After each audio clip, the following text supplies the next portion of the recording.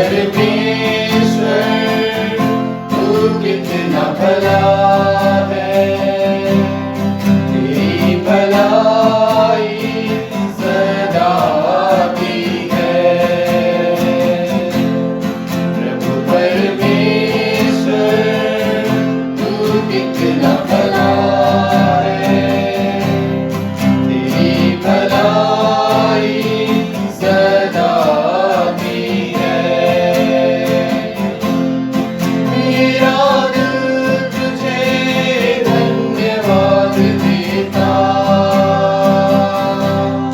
मेरा प्राण तुझे स्तुति देता।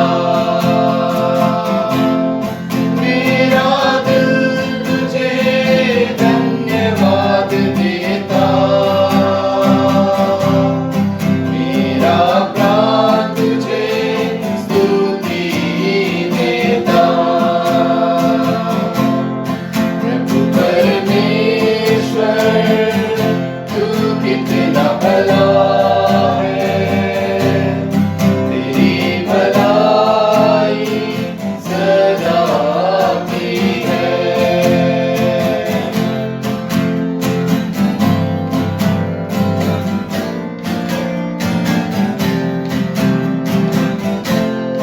कठिन समय में तू मजबूत कर है, अंधेरी राह में तू उजियाला है।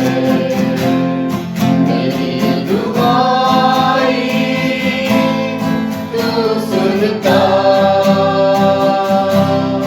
मेरा प्रभु कभी नहीं सोता।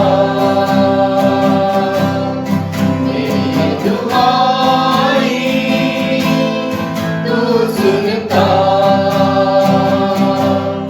मेरा प्रभु कभी नहीं सोता। मेरा प्राण तुझे स्तुति देता। प्रभु परमेश्वर तू कितना भला है, तेरी भलाई सदा की है।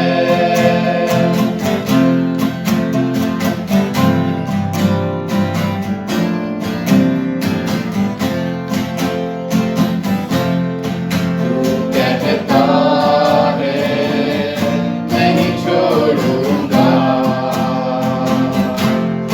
तू कहता है नहीं ठुकराऊंगा। तेरा हाथ मेरी अगुवाई करता, तेरा सामर्थ तुझे बल देता। तेरा हाथ मेरी अगुवाई करता, तेरा सामर्थ तुझे बल देता। मेरा प्राण तुझे स्तुति देता। प्रभु परमेश्वर तू कितना भला है, तेरी भलाई सदा की है। प्रभु तू कितना भला है, तेरी भलाई सदा की है। मेरा दिल तुझे धन्यवाद देता, मेरा प्राण तुझे स्तुति देता।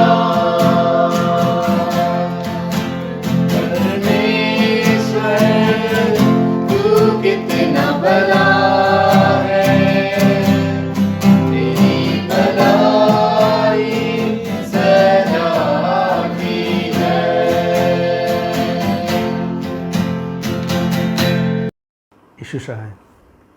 आप सबों का जमशेदपुर पेरिस की ओर से आज शुक्रवार की संध्या में स्वागत है। आज का मनन हम लोग आरंभ करने से पहले आइए हम प्रभु के चरणों के तले आएँ और अपने आप को प्रभु के हाथ में सौंप दें। पिता परमेश्वर, हम आपका धन्यवाद देते हैं कि आपने हम सबों को यह अवसर प्रदान किया है कि हम एक बार फिर से आपके चरणों के तले एकत्रित होने पाए हैं। इन विपरीत परिस्थितियों में प्रभु जी, तो उपाय करने वाला हमारा प्रभु परमेश्वर है और बारंबार हमें तो यह अवसर प्रदान करता है कि हम तेरे चरणों के तले आकर तेरी संगति, तेरी सहभागिता को प्राप्त करें।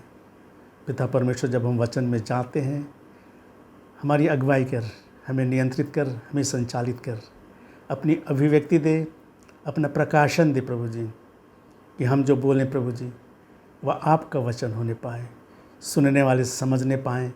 और हाँ पिता परमेश्वर, आपकी इच्छा में चलते हुए विश्वास के द्वारा आपकी आशीषों के भागी होने पाएँ। एक बार फिर से हम सब अपने आप को आपके हाथ में सौंपते हुए यह प्रार्थना पिता परमेश्वर आपके प्रिय पुत्र यीशु ख्रिस्त के नाम से मांगते हैं। दया से सुनिए और ग्रहण कीजिए। आमीन। आज हम लोग देखेंगे मरकुस रचित सुसमाचार, उसका 5वां अध्याय। मरकुस रचित सुसमाचार उसका 5वां अध्याय, और हम 21 पद से आगे देखेंगे। पूरे 5 अध्याय का 21 पद से पूरा। इसमें 21 पद से आगे बढ़ने से पहले हम देखेंगे कि यीशु मसीह गिरासेनियों के देश में पहुंचता है झील को पार करने के बाद, और वहाँ पर एक दुष्ट आत्मा से ग्रसित व्यक्ति था जो सांकलों से बांधा जाता था, फिर भी वो उसे तोड़कर स्वतंत्र होता था, तोड़ देता था, अपने को घायल करता था पत्थरों से। यीशु मसीह उसे चंगा करता है, उसे ठीक करता है, और उसमें करीब 2000 से ज़्यादा दुष्ट आत्माएं थीं, क्योंकि 2000 का भीड़ सुअर चल रहा था और वो दुष्ट आत्माएं सुअर में समाकर झील में चली गई, डूब के मर गईं। और लोगों ने जब इस बात को देखा तो इसका समाचार उन्हें शहरवासियों को दिया, और पूरे शहर के लोग आकर उस व्यक्ति को जिसमें दुष्ट आत्माएं थी कपड़े पहने देखा और यीशु के चरणों के तले बैठा हुआ देखा। तो वहाँ के लोग डर गए। और 5 का 16 पद कहता है, वरन 15 पद से देखेंगे कि यीशु के पास आकर वे उसको, जिसमें दुष्ट आत्माएं थी अर्थात जिसमें सेना समाई थी, कपड़े पहने और सचेत बैठे देखकर डर गए। और देखने वालों ने उसका, जिसमें दुष्ट आत्माएं थी और सुअरों का पूरा हाल उनको कह सुनाया। तब वे उसे विनती करके कहने लगे कि हमारी सीमा से चला जा। तो यीशु मसीह फिर झील के पार गया ही था, और वहाँ के लोगों ने यीशु मसीह से रिक्वेस्ट किया कि तू हमारे सीमा से चला जा। तो फिर यीशु मसीह नाव पे चढ़ के फिर वापस चले आए। और आगे वचन में हम पढ़ते हैं 21 पद से, जब यीशु फिर नाव से पार गया तो एक बड़ी भीड़ उसके पास इकट्ठी हो गई। वह झील के किनारे ही था कि याईर नामक आराधनालय के सरदारों में से एक आया और उसे देखकर उसके पांव पर गिरा और यह कहकर उससे बहुत विनती की, मेरी छोटी बेटी मरने पर है, तू आकर उस पर हाथ रख कि वह चंगी होकर जीवित रहे।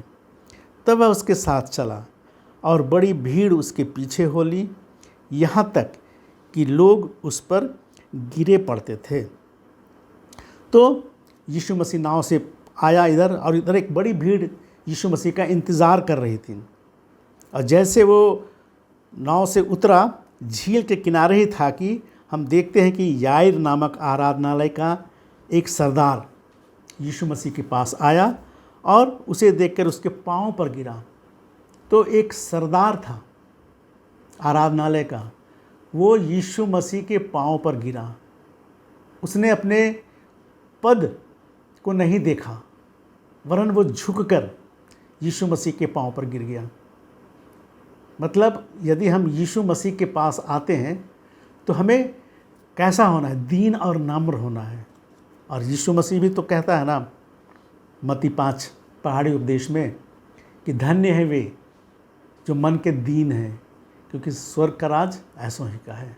तो हमें यीशु मसीह के पास आने के लिए दीन और नम्र होना चाहिए। और फिर उसने उससे बहुत विनती की कि मेरी छोटी बेटी मरने पर है, आकर तो उस पर हाथ रख कि वह चंगी होकर जीवित रहे। और यीशु मसीह उसका रिक्वेस्ट को स्वीकार करता है और वो चलते हैं उसके पास, उसके घर में, याईर के घर पे। और यहाँ पर लिखा है तब वह उसके साथ चला और बड़ी भीड़ उसके पीछे हो ली, यहाँ तक कि लोग उस पर गिरे पड़ते थे। आजकल जैसे हम समाचारों में देखेंगे कि न्यूज़ चैनल कैसे किसी को कवर करने के लिए कैसा कैमरा, लाइट और माइक सब बढ़ा के एक घेरे रहते हैं, एक दूसरे पर गिरे पड़ते हैं कि हम पहले, हम पहले, हम पहले। तो यहाँ पर उसी तरह से यीशु मसीह पर भीड़ गिरी पड़ रही थी। और इसी में एक स्त्री है जिसको कि 12 वर्ष से लहू बहने का रोग था। 26 पद, उसने बहुत वैद्यों से बड़ा दुख उठाया और अपना सब माल व्यय करने पर भी उसे कुछ लाभ न हुआ, परंतु और भी रोगी हो गई। वह यीशु की चर्चा सुनकर भीड़ में उसके पीछे से आई और उसके वस्त्र को छू लिया, क्योंकि वह कहती थी यदि मैं उसके वस्त्र ही को छू लूँगी तो चंगी हो जाऊँगी। तो एक स्त्री जिसे 12 वर्ष से लहू बहने का रोग था, और उसके बारे में लिखा है कि उसने बहुत वैद्यों से बड़ा दुख उठाया। वो बहुत ट्रीटमेंट कराई होगी। ये एक ऐसी बीमारी थी जो उसके साथ लगातार 12 वर्ष से लगी हुई थी। वो एक वैद्य से दूसरा वैद्य, दूसरे से तीसरा, वो जा रही थी, कर रही थी, ट्रीटमेंट कर रही थी, लेकिन उसे कोई फ़ायदा नहीं हो रहा था। और यहाँ लिखा है कि उसने बहुत वैद्यों से बड़ा दुख उठाया और अपना सब माल व्यय करने पर भी कुछ लाभ न हुआ, परंतु और भी रोगी हो गई। इसका मतलब क्या हुआ कि जितनी उसकी प्रॉपर्टी थी, सारा माल व्यय करने पर भी उसे कुछ लाभ ना हुआ। प्रॉपर्टी सब बेच के वो सब ट्रीटमेंट में अपना लगा दी, लेकिन उसे कोई फ़ायदा नहीं हुआ, वरन वो और भी वो रोगी हो गई। तो उसकी परिस्थिति क्या होगी? एक तो ब्लीडिंग हो रहा है और वो ट्रीटमेंट में वो पैसे खर्च करती जा रही है और दुबली हो जा रही, कमज़ोर होती जा रही है। अब उसके पास कुछ नहीं रहा। अब वो यीशु की चर्चा सुनकर भीड़ में उसके पीछे से आई और उसके वस्त्र को छू लिया, क्योंकि वह कहती थी कि यदि मैं उसके वस्त्र ही को छू लूँगी तो चंगी हो जाऊँगी। उस समय जिसे रक्तस्राव होता था, ऐसों को भीड़ में नहीं जाना था, बिल्कुल अलग रहना था। आज के ज़माने में यदि कहें तो उन्हें क्वारंटाइन होना था, आइसोलेशन में उसको जाना था, रहना था, क्योंकि वो जहाँ जाती, जहाँ बैठती, जिसको छूती वो अशुद्ध हो जाता, वो गंदा वस्त्र हो जाता जहाँ वो बैठती। तो ऐसी उसकी परिस्थिति थी। लेकिन अब उसके पास कोई उपाय नहीं था, कोई उसके पास दूसरा चारा नहीं था। तो क्या करती? मरता क्या नहीं करता। उसने अपने विश्वास के द्वारा, उसे लेकिन एक बात का विश्वास था कि मैं यीशु को यदि छूऊंगी तो चंगी हो जाऊंगी। उसने सुना होगा, उसकी चर्चा सुनी होगी कि वो बड़े बड़े काम करता है, दुष्ट आत्माओं को निकालता है, रोगियों को चंगा करता है। अब उसके पास इसके सिवा कुछ नहीं था, एक आखिरी उपाय उसके पास बचा था। लेकिन उसके पास मजबूरी थी कि यदि वो सामने आती तो यीशु मसीह उससे पूछता। इसीलिए वो क्या लिखा है कि वो भीड़ में पीछे से आई, यीशु मसीह के पीछे से। वो यीशु मसीह को भी जन्माना नहीं चाहती थी, इसलिए वो पीछे से आई और उसने छुआ। क्यों? क्योंकि वो सोचती थी कि यदि मैं छूऊंगी, उसे इतना विश्वास था, तो मैं चंगी हो जाऊंगी। अब आगे 29 पद, और जैसे वो छुई और उसका तुरंत लहू बहना बंद हो गया और उसने अपनी देह में जान लिया कि मैं उस बीमारी से अच्छी हो गई हूँ।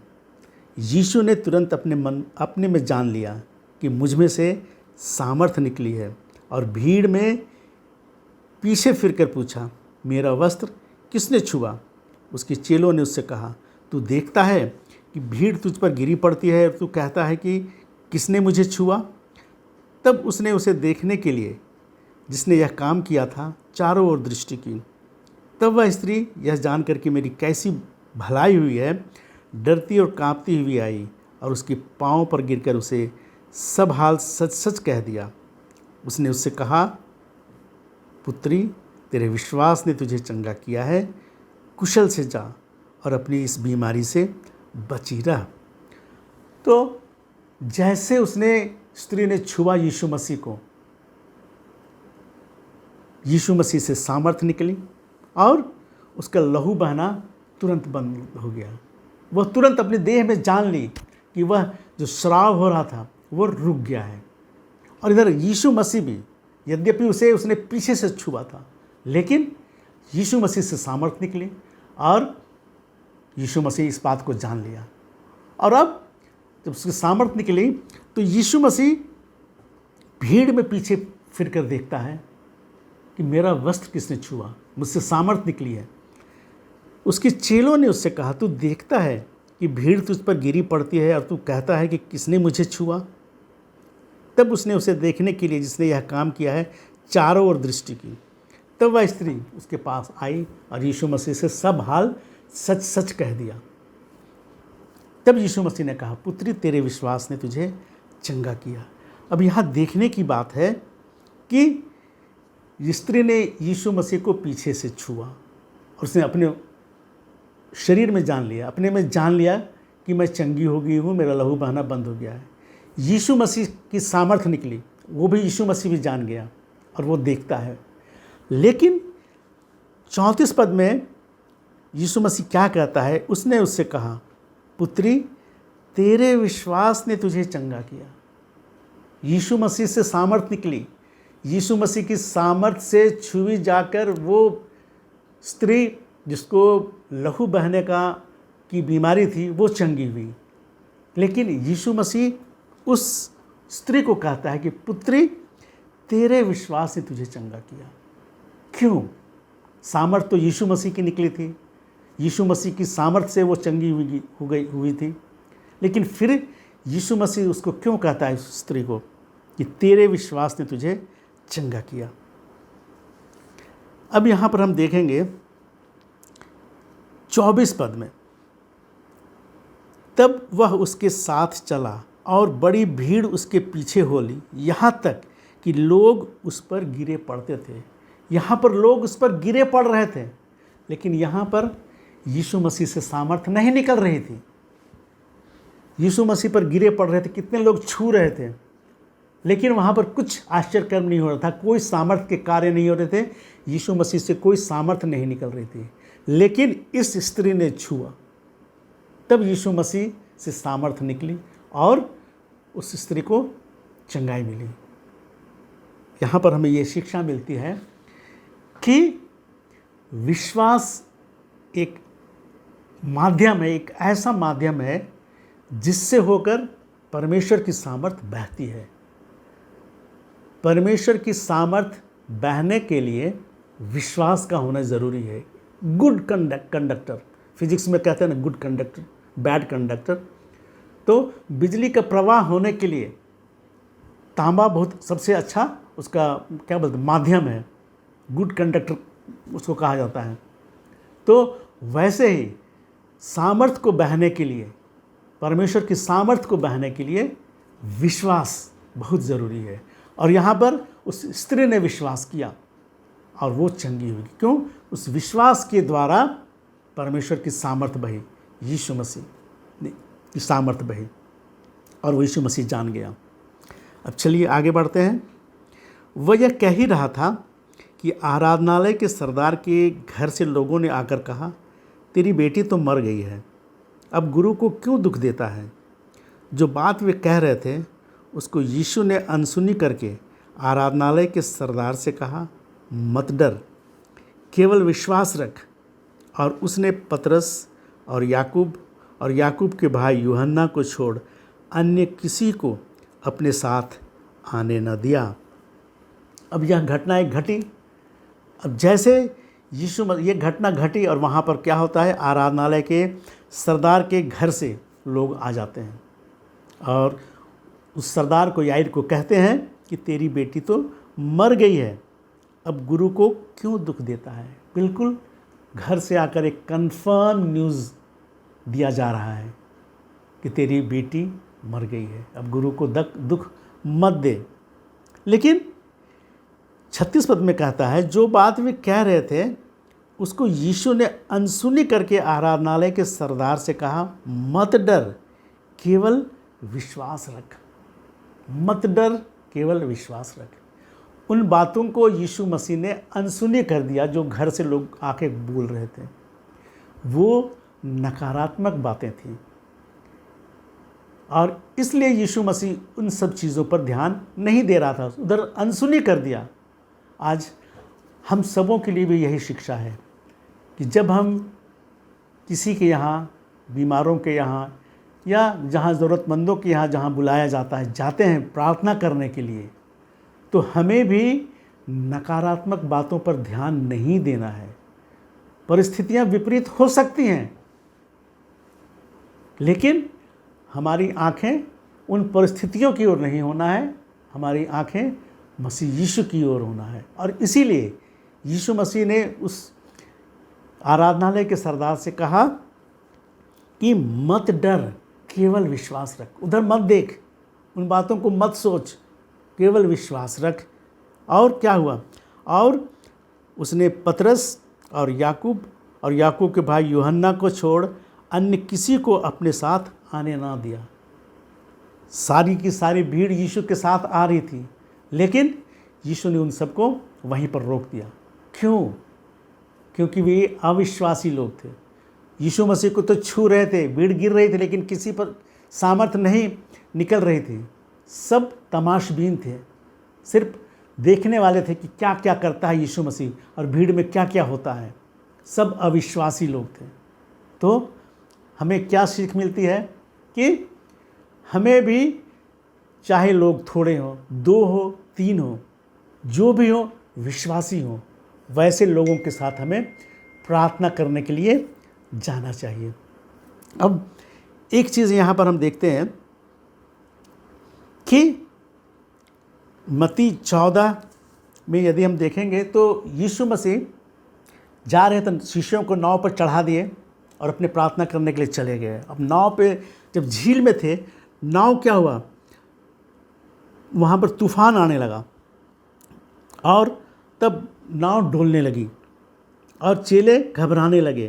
तब यीशु मसीह वहाँ पर नाव पे चलते हुए आया और 26 पद में लिखा हुआ है, 14 मत्ती 14 और उसका 25 पद से देखेंगे। और यीशु रात के चौथे पहर झील पर चलते हुए उनके पास आया। चेले उसको देखकर, झील पर चलते हुए देखकर घबरा गए और कहने लगे, यह भूत है, और डर के मारे चिल्लाने लगे। तब यीशु ने तुरंत उनसे बातें की और कहा, ढाढ़स बांधो, मैं हूँ, मत डरो। पतरस ने उसको उत्तर दिया, हे प्रभु, यदि तू ही है तो मुझे अपने पास पानी पर चलकर आने की आज्ञा दे। उसने कहा, आ। तब पतरस नाव पर से उतरकर यीशु के पास जाने को पानी पर चलने लगा, पर हवा को देखकर डर गया और जब डूबने लगा तो चिल्लाकर कहा, हे प्रभु, मुझे बचा। यीशु ने तुरंत हाथ बढ़ाकर उसे थाम लिया और उससे कहा, हे अल्पविश्वासी, तूने क्यों संदेह किया। जब वे नाव पर चढ़ गए तो हवा थम गई। तब यहाँ पर हम देखते हैं पतरस पानी पर चलने लगा था जब यीशु मसीह को देख रहा था, लेकिन जैसे वो यीशु मसीह की ओर से नज़र फेरा, आंधी और तूफान की ओर देखा, वो डूबने लगा और यीशु मसीह को पुकार उठा।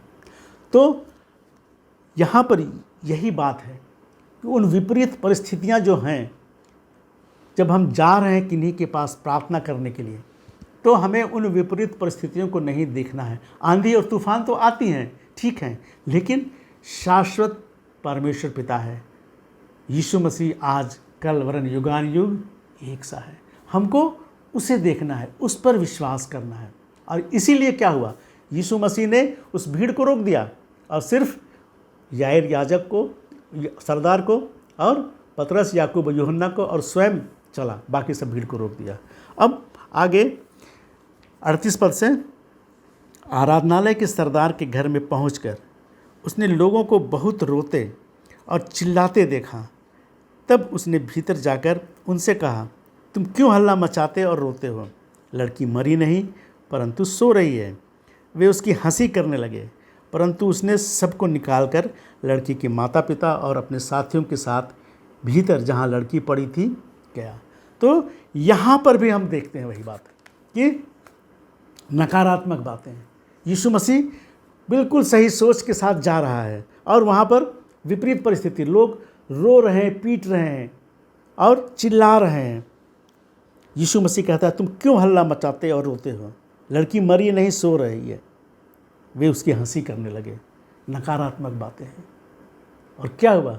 इसीलिए यीशु मसीह उनको भी निकाल दिया और लिखा है वे उसकी हंसी करने लगे, परंतु उसने सबको निकाल दिया और सिर्फ लड़की के माता पिता पतरस, याकूब, यूहन्ना और स्वयं, और वो लड़की के पास गए। तो नकारात्मक बातें जब ऐसी होती हैं तो हमें उन चीज़ों की ओर ध्यान नहीं देना है। जब भी हम कोई अच्छे कार्य करने जा रहे हैं, प्रार्थना करने जा रहे हैं, किसी बीमार व्यक्ति के यहाँ यदि प्रार्थना करने जा रहे हैं, तो हमें इन बातों को ध्यान में रखना है कि हम किन लोगों के साथ जा रहे हैं, कैसे व्यक्तियों के साथ जा रहे हैं, हमारे साथ जो जा रहे हैं उनका सोच कैसा है। तो हमें बिल्कुल हमारी आंखें मसीह यीशु की ओर होनी चाहिए और सकारात्मक सोच वालों के साथ हमें जाना चाहिए। और यहाँ पर वो पहुँचे लड़की के उस कमरे में, और क्या हुआ, लड़की को का हाथ पकड़कर उसने उठाया और उसे चंगा किया और वो जीवित हो गई। वो मर गई थी, वो जीवित हो गई और वो 12 वर्ष की थी। एक ऐसी ही घटना एक और हुई थी जब मार्था का भाई लाजर मर गया। हम यूहन्ना रचित सुसमाचार उसके 11 अध्याय में इसको हम पाते हैं। यूहन्ना रचित सुसमाचार उसके 11 अध्याय में, तो वहाँ पर यीशु मसीह जब आया, पहुँचा, जब उसको बुलाने के बाद, तो मार्था उससे कहती है, 20 पद से देखेंगे, 11 अध्याय के 20 पद से, जब मार्था ने यीशु के आने का समाचार सुना तो उसे भेंट करने को गई, परंतु मरियम घर में बैठी रही। मार्था ने यीशु से कहा, हे प्रभु, यदि तू यहाँ होता तो मेरा भाई कदापि ना मरता। और अब भी जानती हूँ कि जो कुछ तू परमेश्वर से मांगेगा परमेश्वर तुझे देगा।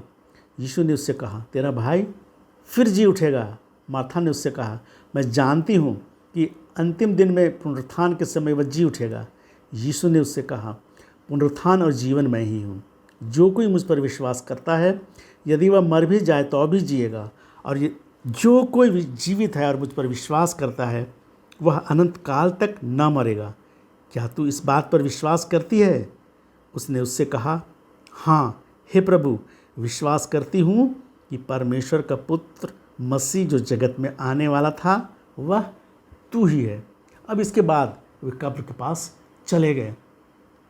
कब्र के पास पहुँचे, कब्र पत्थर से ढका हुआ था और ऐसा लगता है कि मार्था उस जहाँ पत्थर था वहीं पर खड़ी थी और उस ढके हुए पत्थर के से जो गैप होता है तो वहाँ से लगता है दुर्गंध आ रही थी। तो जब वो गुफा के पास पहुँचे तो वहाँ पर यीशु कहता है 39 पद, 11 का 39 पद, यीशु ने कहा, पत्थर हटाओ। उस पर मरे हुए बहन मार्था उससे कहने लगी, नहीं, यीशु ने कहा पत्थर हटाओ। उस मरे हुए की बहन मार्था उससे कहने लगी, हे प्रभु, उसमें से अब तो दुर्गंध आती है क्योंकि उसे मरे हुए 4 दिन हो चुके हैं। यीशु ने उससे कहा, क्या मैंने तुझसे नहीं कहा था कि यदि तू विश्वास करेगी तो परमेश्वर की महिमा को देखेगी? यदि तू विश्वास करेगी तो परमेश्वर की महिमा को देखेगी। अर्थात इसके दूसरे शब्द में यदि कहें कि यदि हम सबों को परमेश्वर की महिमा देखनी है तो हमें विश्वास करना ही होगा। परमेश्वर की महिमा देखने के लिए हमें विश्वास करना ही होगा, और उसके बाद वो उसे जीवित कर देता है। और यदि हम विश्वास नहीं करें तो क्या होगा? यदि हम विश्वास नहीं करेंगे तो मरकुस 6 हम देखेंगे। अब यीशु उसको चंगा करके, जीवित करके, फिर क्या होता है 6 पद में, 6 अध्याय में पहला पद में, वहाँ से निकल कर वह अपने देश में आया और उसके साथ उसके चेले भी थे। अब इसका 5 पद देखेंगे, 6 का 5 पद, मरकुस रचित सुसमाचार 6 का 5 पद। वह वहाँ कोई सामर्थ का काम न कर सका, केवल थोड़े से बीमारों पर हाथ रखकर उन्हें चंगा किया। वहाँ कोई सामर्थ का काम न कर सका। यीशु मसीह एक भी सामर्थ का काम नहीं कर सका, कोई सामर्थ का काम न कर सका, केवल थोड़े से बीमारों पर हाथ रखकर उन्हें चंगा किया। 6वां पद, और उनके अविश्वास पर आश्चर्य किया और वह चारों ओर के गांवों पे उपदेश देता था। तो उनके अविश्वास पर उसे आश्चर्य हुआ। अविश्वास यहाँ पर था, इसीलिए यीशु मसीह कोई सामर्थ का कार्य नहीं कर सका। यीशु मसीह से सामर्थ निकलती है, लेकिन अविश्वास है, वो उसे कार्य करने नहीं देता है। यीशु मसीह अपनों के मध्य में आया, लेकिन कोई सामर्थ के कार्य नहीं कर सका, और उनके अविश्वास पर आश्चर्य हुआ। सोच लीजिए, अविश्वास क्या चीज़ है? अविश्वास के कारण हम कुछ चीज़ परमेश्वर से हासिल नहीं कर सकते हैं। और यही उस 12 वर्ष की से जो लहू बह रहा था, उस स्त्री ने विश्वास के साथ छुआ और उसने चंगाई को प्राप्त की। और यहाँ उसके अपने घर के लोगों ने उस पर अविश्वास किया और यीशु मसीह सामर्थ के कोई काम नहीं कर सका। तो आज हमें इस बात की ज़रूरत है। हमें क्या शिक्षा मिलती है? हमें यह शिक्षा मिलती है कि हम जो मसीही हैं, हमें यीशु मसीह पर पूर्ण रूप से विश्वास करना है। यीशु मसीह सब कुछ हमारे लिए कर दिया है, सब कुछ कर दिया है। अब हमें विश्वास से सब कुछ ले लेना है। सारे उन आशीषों को जो मसीह यीशु ने किया है, दिया है, हम अब सिर्फ और सिर्फ विश्वास के द्वारा ही प्राप्त कर सकते हैं। तो परमेश्वर पिता इन वचन के द्वारा हम सबों को बहुतायत से आशीष प्रदान करें। आइए हम प्रार्थना करें। पिता परमेश्वर, हम तो धन्यवाद देते हैं तेरे जीवित वचन के लिए, तेरे शाश्वत वचन के लिए। प्रभु जी, तू आज कल वरन युगान युग एक सा रहने वाला प्रभु परमेश्वर है। हम तो धन्यवाद देते हैं, हम तो धन्यवाद देते हैं पिता तेरे वचन की सत्यता के लिए। हाँ पिता, आज हमने विश्वास के बारे जाना, अविश्वास के बारे में भी जाना। आज हम जाने प्रभु जी कि विश्वास के द्वारा हम तेरी प्रत्येक उन आशीषों को प्राप्त कर सकते हैं जो तूने हमें दिया, और अविश्वास के कारण स्वामी हम कुछ भी नहीं प्राप्त कर सकते। हम सबों को विश्वासी मन दे और हमारे अविश्वास का उपाय कर कि हम अविश्वासी नहीं वरन विश्वासी बन तेरी सारी उन उत्तम आशीषों को जो तूने हमें दी हैं हम प्राप्त कर तुझ मसीह यीशु में बहुतायत का जीवन जिए, फलवंत जीवन जिए, आशीषित जीवन जिए। एक बार पिता परमेश्वर, फिर से हम तुझे धन्यवाद देते हैं कि तूने हमें यह अनुग्रह प्रदान किया, यह हमें मौका प्रदान किया। जब रात्रि घिर आई पिता परमेश्वर, हम सब विश्वासियों को तेरे हाथ में सौंपते हैं। इस रात्रि के पहर में हर एक की सुधि ले और अपनी सुरक्षा में हर एक को विश्राम प्रदान कर। और इस महामारी के समय में प्रभु जी तुझसे प्रार्थना करते हैं पिता, हर एक विश्वासी को अपने लहू की सुरक्षा प्रदान कर, ताकि हर एक विश्वासी तुझ मसीह यीशु में स्वस्थ और तंदुरुस्त पाया जाए, जीवित पाया जाए, तेरी नाम की महिमा करने वाला होने पाए, गवाही का जीवन जीने पाए, और पिता परमेश्वर हर परिस्थिति में तेरी स्तुति, प्रशंसा और महिमा करने पाए। हाँ पिता, एक बार फिर से हम सब आदर, स्तुति और महिमा तुझे देते हुए यह प्रार्थना मसीह यीशु के नाम से मांगते हैं। पिता परमेश्वर दया से सुन और ग्रहण कर, आमीन।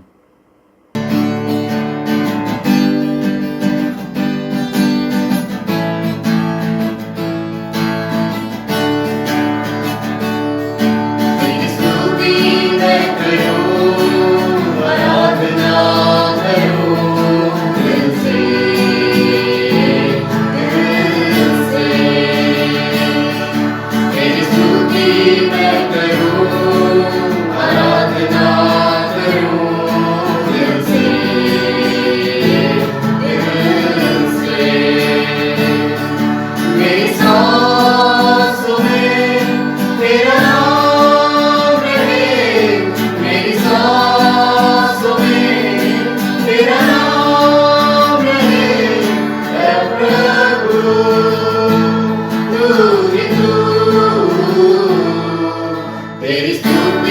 मैं करूं, आराधना करूं दिल से,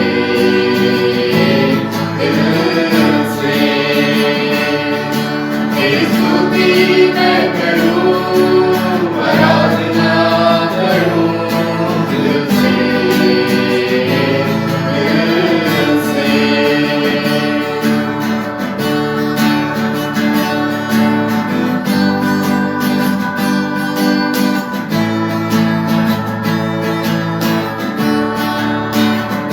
जहाँ मेरी नजर जाए वहाँ तेरी स्तुति हो। जहाँ मेरी नजर जाए वहाँ तेरी स्तुति हो। सारी दुनिया का रखवाला तू, सारी दुनिया का रखवाला तू है यीशु, तू ही तू। तेरी स्तुति मैं करूं, आराधना करूं दिल से, दिल से। तेरी स्तुति मैं करूं, आराधना करूं दिल से, दिल से।